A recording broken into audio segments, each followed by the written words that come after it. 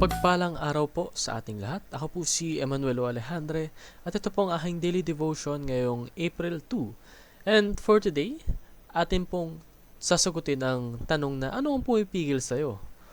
And this relates to the topic of empowerment for service na makikita natin sa Acts chapter 1 verse 8 na nagsasabing, "But you will receive power when the Holy Spirit comes on you.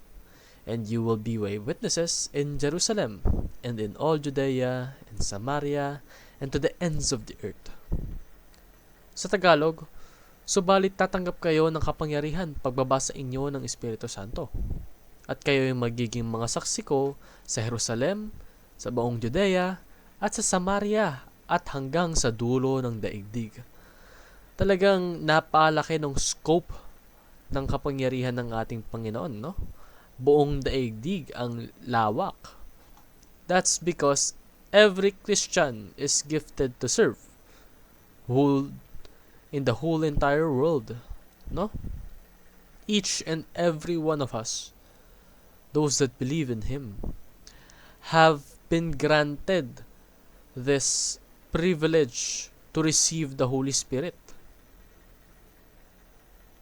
And once we have experienced the power of the Holy Spirit, we as Christians are called to witness.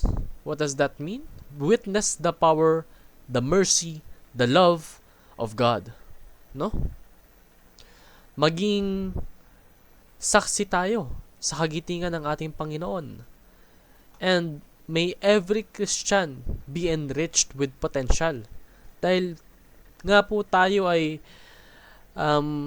ginagabayan na at pumagitna ng Holy Spirit sa atin. Meron na tayong kakayanan to be great, to be righteous. That is the gift of God, no? That is His grace. That is His love for us. So, what should we do with this gift? We should utilize this spiritual gift now, not tomorrow, not later, not next month, next week, now. Utilize your time in order to fully unlock the potential that God has given you and unveil the gospel and witness for Christ, no? Ibig sabihin po nito, buklatin mo yung Biblia mo. Alamin mo yung mensahe ng Panginoon at ipamahagi mo ito sa mga kakilala mo. Sa pamamagitan nito, you will unleash your potential through obedience. Yun lamang po ang aking daily devotion. Maraming salamat sa pakikinig.